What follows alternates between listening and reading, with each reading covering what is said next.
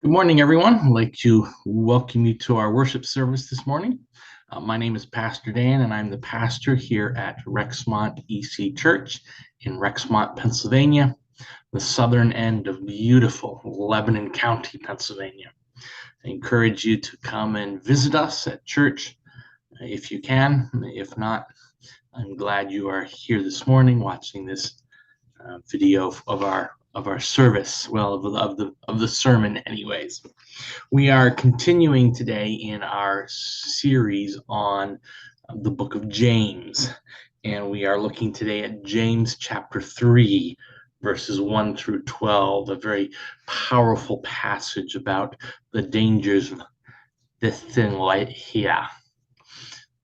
And we're going to look at James, see what James has to say about our tongue and the speech that we have, and our speech patterns and how dangerous that can be as Christians.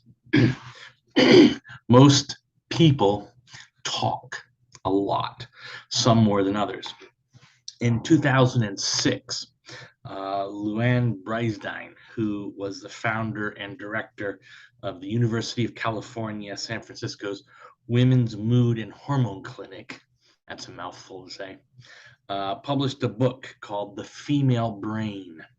And one of the most cited gems in that book was the claim that women, on average, use about 20,000 words per day. And men normally use about 7,000 words per day. Unfortunately, we don't know where she got her numbers from, because she didn't actually show any actual case studies or evidence for that. But it got some people thinking, and particularly a gentleman by the name of James Penbaker, who was chair of the University of Texas at Austin's psychology department.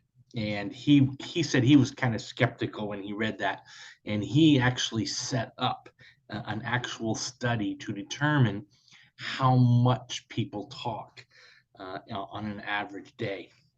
And so he and some researchers used a special recording device to collect data on the talking patterns. And they chose 300 and almost 400 university students, 210 women, 186 men at colleges in Texas, Arizona, and New Mexico. And in most samples, the average number of words spoken by men and women were actually about the same. There was one man, the least spoken person, who only spoke an average of about 500 words per day. In the most verbose speaker also happened to be a man, and he spoke an average of 47,000 words per day. Now, just to give you a basis of reference for that, I looked on Microsoft Word, and my sermon today is right around 4,000 words. So imagine a guy preaching 10 sermons, that's 40,000 words. So he's talking about 12 of my sermons every day. That's a lot of talking. And the 500 word speaker and the 47,000 word speaker were both men. At the end, the men and women came out just about even in the daily averages. Women at 16,215 words per day, men at 15,669 words per day, just over 500 words a day different, not much at all. A far cry from the 13,000 word difference in Ms. Bresdine's book.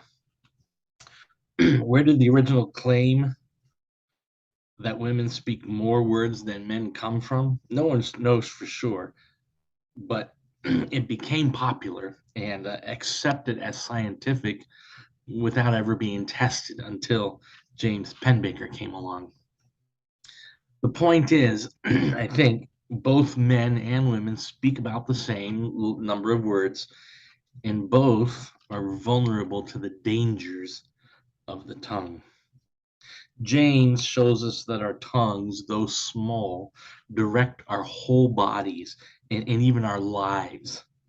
Like a bit in a horse's mouth or a runner on a ship, the tongue determines where you go in life to a large degree. As a pastor, I think about that a lot. My work has more to do with words than just about anything else, whether it's standing up uh, in front on Sunday mornings and speaking, doing the Wednesday evening Bible studies, writing up stuff for the newsletter, just sitting and talking to people. Words are important, and I think more important than we think.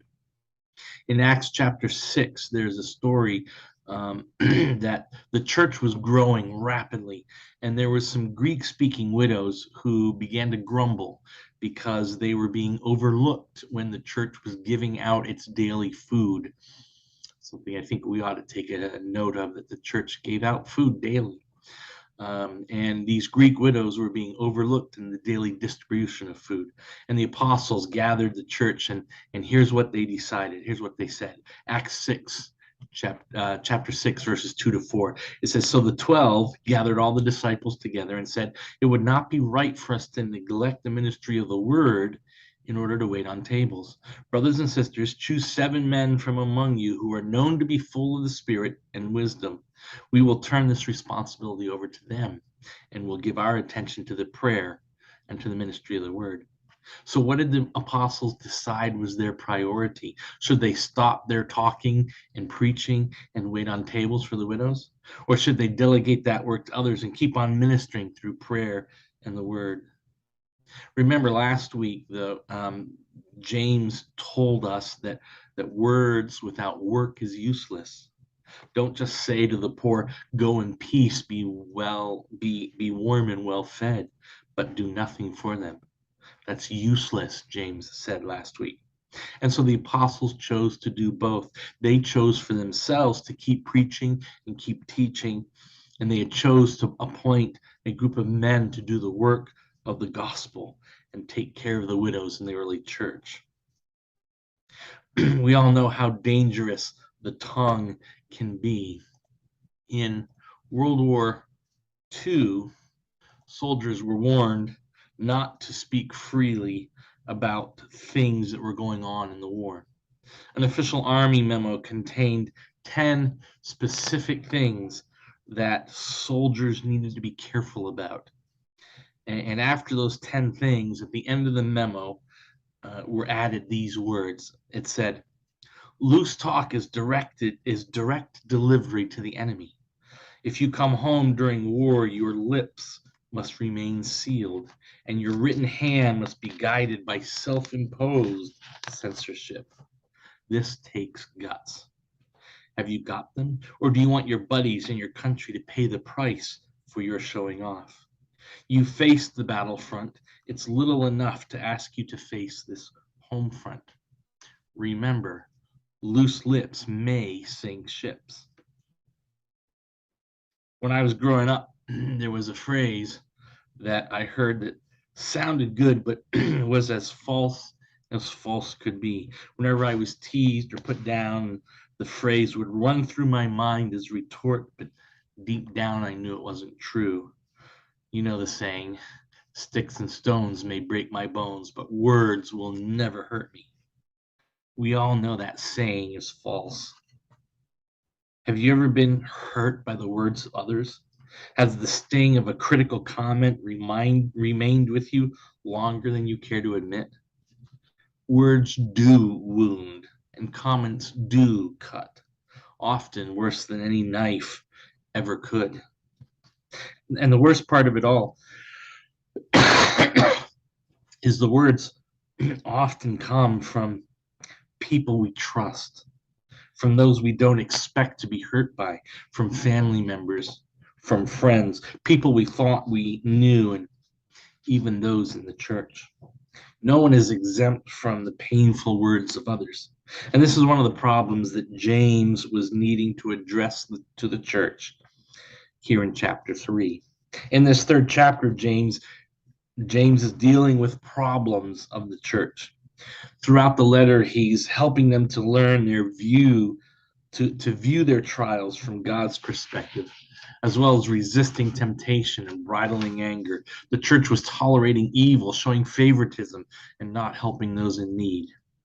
In this passage we're going to look at today, the church members were using their tongues to destroy each other verbally and attack each other's integrity and character. Someone has said, great minds discuss ideas, average minds discuss events, and small minds discuss people. The church that James is writing to was full of small-minded people who talk about each other and were tearing each other apart with their tongues. Are people any different today? The Bible is a practical, contemporary book for today, here and now. The Bible has something to say about it this morning. The question is, do we have the courage to listen and apply his word to our lives this morning? Within the church today, we obviously avoid murder, stealing, and drunkenness, but we assassinate fellow believers and leave destruction in our wake by the way we use our tongues. Things are said that we've never forgotten. Churches have been devastated by tongues that have chopped and cut people to shreds. James deals directly with this right where we live. Dr. Freddie Gage famously said, "The Christian army is the only army that shoots and buries its wounded."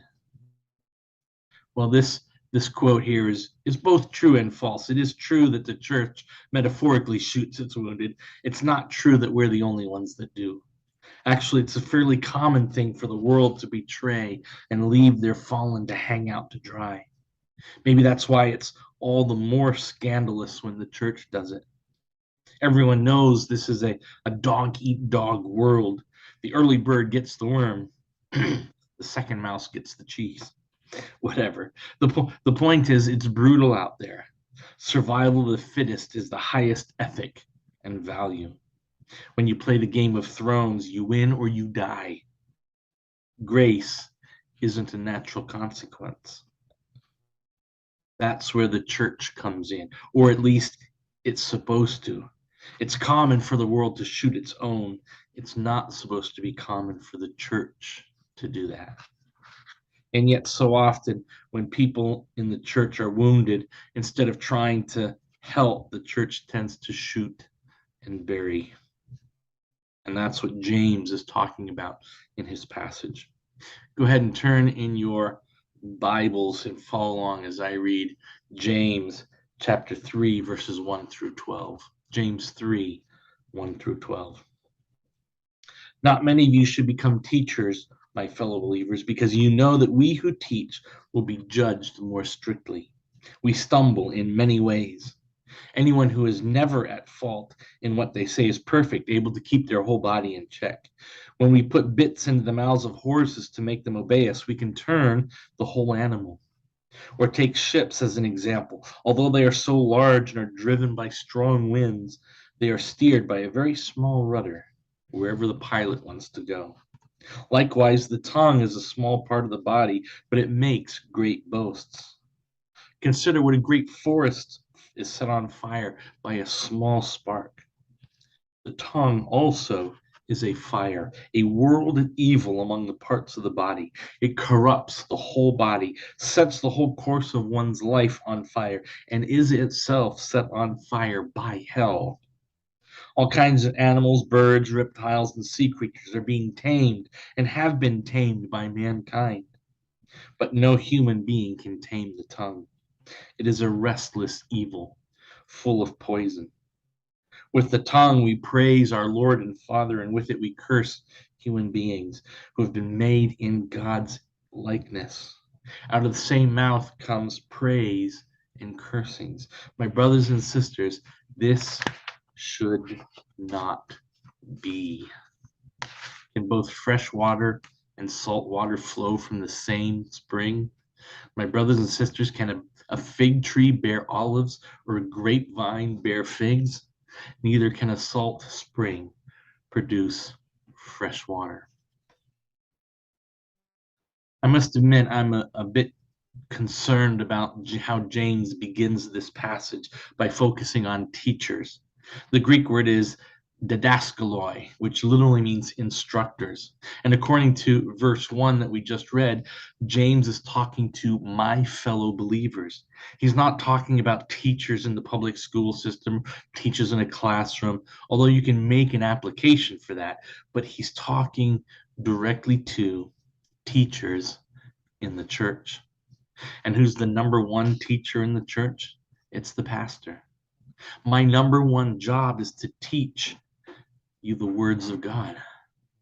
And James says, don't become a pastor, because being a pastor will be judged more strictly.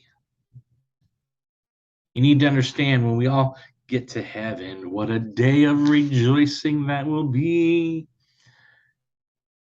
And then God is going to sit us down in front of him and bring to our mind all the things he needs to remind us of, the things we've done that were inappropriate, the things we've done that were done well. And after he's done talking to me, he's going to say, now, let's talk about Rexmont Church. And he's going to start asking me about you guys, the things you did, and whether I helped or hindered your understanding of what God wants from you. It's a sobering thought. Now, my salvation doesn't rest in your hands, but I will be called to account for you. And looking at some of you, that's pretty scary. I love James' statement in verse 2. He says, we stumble in many ways. Oh yeah. I'm not going to ask a show of hands this morning, but if anyone has anyone in the sanctuary this morning sinned?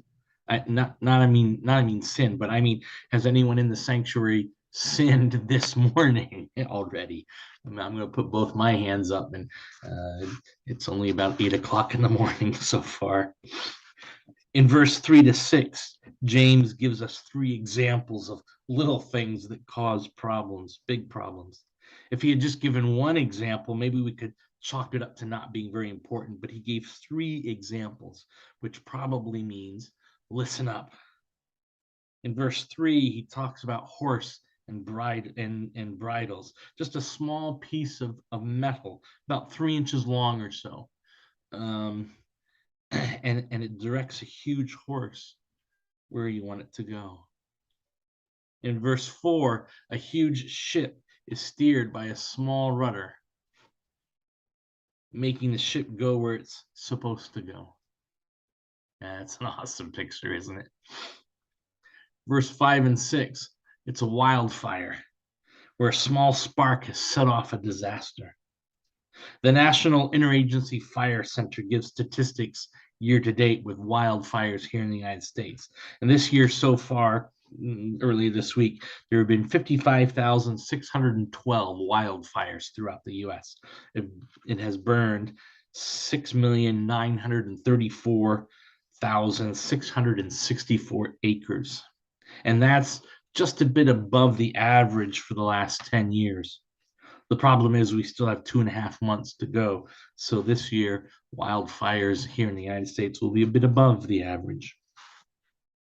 James has some harsh words about the tongue in verse 6. He says, the tongue corrupts the whole body, sets the whole course of one's life on fire, and is itself set on fire from hell. When the Bible tells you to watch out, because danger is coming from hell itself, you better watch out.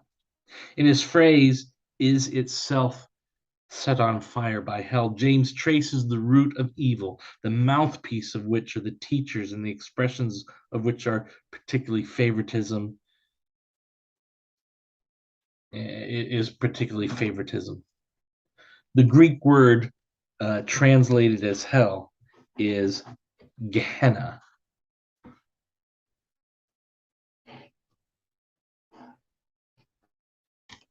Which refers to a valley south of Jerusalem that had long been a symbol of evil and a stronghold of Satan.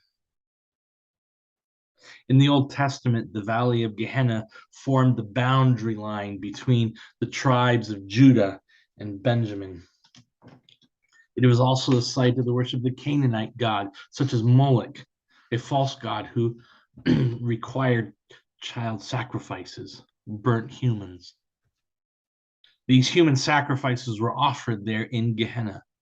Jeremiah says that this valley would be a place of judgment, calling it the valley of slaughter because of the many Jews who were killed and thrown into that valley by the Babylonians. After the Babylonian exile ended, Gehenna became a huge trash dump for the city of Jerusalem, often with fires lit to burn up its trash. And this caused Gehenna to be associated with the fires of hell and therefore with hell itself. In this passage, then, Gehenna is symbolic of the forces of Satan. In James 3, this false wisdom of this world, characterized by envy and bitterness, is attributed to the demonic. The NIV renders it the devil. James 4:7, James tells us to resist the devil. A whole world of evil is waiting to ensnare us, and its source is Satan. These are the most serious terms James has at his command. He's warning the church, ignore such speak and actions of such leaders at your own grave peril. I think one of the most fun jobs there would ever be that I would love to do sometime is to be a lion tamer. The classic image of a lion tamer is this one here, the entertainer holding a whip and a chair. And the whip gets all the attention as he whips it around. But in reality, it's the chair that does all the important work. When a lion tamer holds a chair in front of the lion's face and moves it around a bit, the lion is trying to focus on all four of the legs of the chair at the same time. And with its focus divided, the lion becomes confused and is unsure about what to do. And when faced with so many options, the lion chooses to freeze and wait instead of attacking the man holding the chair. I think hanging out with lions would be a lot of fun. I'm sure a good lion tamer has made friends with the lions and don't feel that they're in any danger, no matter how dangerous the job looks like. One of my friends in Kenya has a pet cheetah. It is a wild animal. It goes out and hunts and comes back and stuff, but it's been around humans so much that it isn't afraid of humans and it doesn't want to eat humans for lunch. Instead, it would come up and let you pet it like a house cat. Uh, Here's a picture of me petting the cheetah a very long time ago, as you can tell by the lack of gray in the beard. James talks about taming animals in verse 7 and comes to the conclusion in verse 8 that while you can tame animals, no one can tame the tongue. It's a restless evil full of deadly poison. James, in verses 9 through 12, becomes much more specific about the tongue as it relates particularly to the church. With our tongues, we praise the Lord, and with it, we curse human beings. Out of the same mouth comes praises and curses. This should not be. What's sad is when curses are from family members. Winston Churchill was ignored by both of his parents. His father, Lord Randolph Churchill, detested Winston. His mother didn't detest him, she just did not pay him any attention. That Winston was a disappointment as a student seemed to confirm their parental opinion and in their mind justified parental neglect. Upon graduating from Sandhurst, the military school, Winston imagined that his father would have been proud of him. Instead, Randolph was furious that he had not scored higher enough to make it into the 60th Rifles, a crack regiment. Randolph wrote a letter to his son containing these venomous words. He said, "Do not think I'm going to take the trouble of writing you long letters after every failure you commit and undergo. I no longer attach the slightest weight to anything you may say about your own accomplishments and exploits.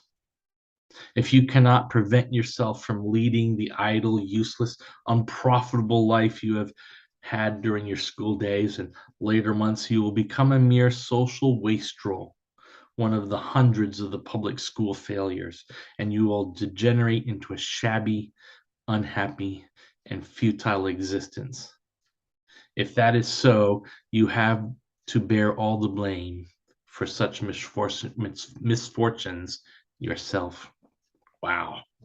And Randolph ended the letter rather brutally. Your mother sends her love.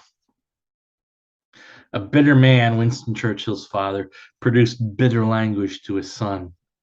Fortunately, we know that Winston Churchill did not listen to his father, was not a mere social wastrel, and by all accounts, had a pretty successful life.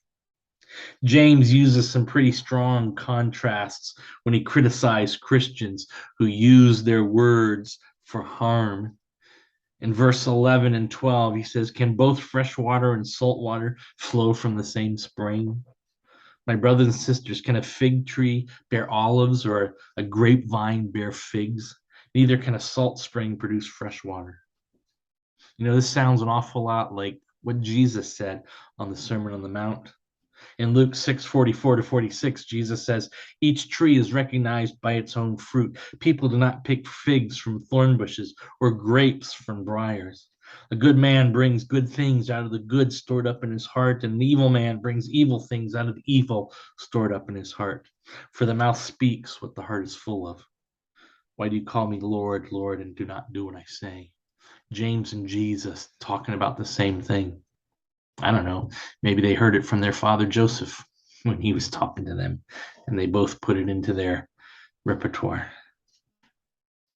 Rabbi Joseph Telushik has lectured around the country on the powerful and often negative impact of words. He's asked audiences if they can go 24 hours without saying any unkind words about or to anybody. He says, invariably, a minority of listeners raise their hands singing yes. Some laugh, and quite a large number call out, no, no. He responds, those who can't answer yes must recognize that you have a serious problem. If you cannot go for 24 hours without drinking liquor, you're addicted to alcohol. If you cannot go for 24 hours without smoking, you're addicted to nicotine. If you cannot go for 24 hours without saying some unkind words about others, you've lost control over your tongue. He then goes on to say, there's no area in life in which so many of us systematically violate the golden rule, do to others as you would have them do unto you. He encourages his audiences to monitor their conversations for 2 days. Note on a piece of paper every time you say something negative about someone who's not present. Also record when others do so, as well as your reaction to what happens. Do you try to silence the speaker, or do you ask for more details? He adds, to ensure the test's accuracy, make no effort to change the content of your conversation throughout the 2-day period, and don't try to be kinder than usual in assessing another's characters and actions. He says most of us who take this test are unpleasantly surprised. I find it interesting that James, in his book here, in his letter, doesn't give us a list of helpful tips on how to control our tongue. Maybe it's because most of us, like the alcoholic, are in denial about the magnitude of the problem. The first step in dealing with the problem is to acknowledge I have a problem. I have a tool of Satan in my own mouth. Lehman Strauss, in his book, considers James chapter 3 to be the key to the solution of most of the ills in church life today. I would agree and add that it is a key to most of the problems in our world today as well. Our speech is an awesome responsibility, but the problem is that we have an awful tendency to sin with it. We see how powerful the tongue can be and how no man can tame the tongue. Only those who walk in the Spirit have the ability to keep it under control. And even then, we must be aware that our constant need to control the tongue and be careful to ensure that everything we say is truthful, loving, sincere, and reverent. Let's resolve to be doers of the word, controllers of our tongue. And may the Lord help us all to have victory over our unruly tongue.